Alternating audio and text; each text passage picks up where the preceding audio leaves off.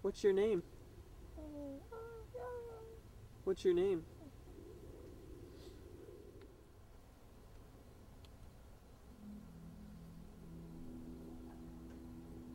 In April 2004, my son, Rowan, was diagnosed with autism.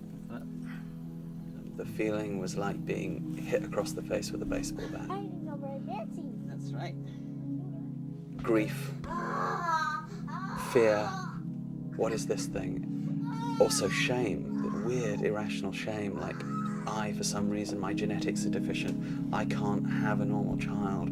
I've cursed this child by bringing it into the world. I had to find a way into his mind. I had to find a way to get him talking, to get him communicating, a language that he and I could share. I found it through, amazingly, a horse, Betsy. When Rowan first met Betsy, he was behaving as autistically as ever, totally wrapped up in his own world, shrieking, babbling, making weird hand gestures.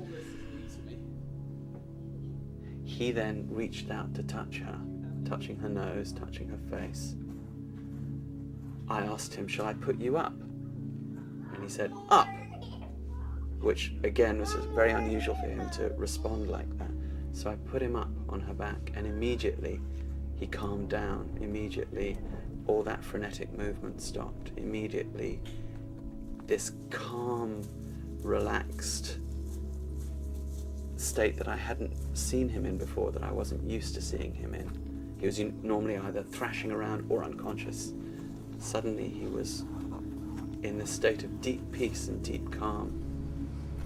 And then he started to talk, and I knew that I'd found my way into his world. Swing me just a little bit higher, Obadiah do. Swing me just a little bit higher, Obadiah do. In that same year, I had to bring a group of Bushmen, hunter-gatherers, over from Africa to America because my job is in human rights, and they were facing the loss of their land. They asked me to set up a trip across America for them. While that trip was on, we had to attend a meeting of shamans and traditional healers from around the world. While he was there, some of the healers started working on Rowan. I didn't know whether or not there would be any effect because there was nothing really outwardly to see. Rowan was just running around babbling and rolling on the ground, and occasionally he'd run in and smash their altars up, that they would put all these sacred objects out, and the healers just didn't seem to be bothered by that. Then, a few hours later, Rowan starts to talk. Rowan starts to show his toys to people. Rowan starts to engage with people. Rowan starts to use sentences. It was amazing. So much so that I actually had to question my own sanity.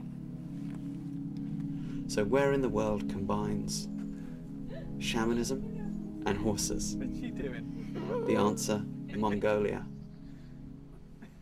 Next year, while Rowan is still small enough to sit in front of me in the saddle, I'm taking him to Mongolia. We're going to ride from healer to healer, attending shamanistic ceremonies, journeying between the healers on horseback. What will happen?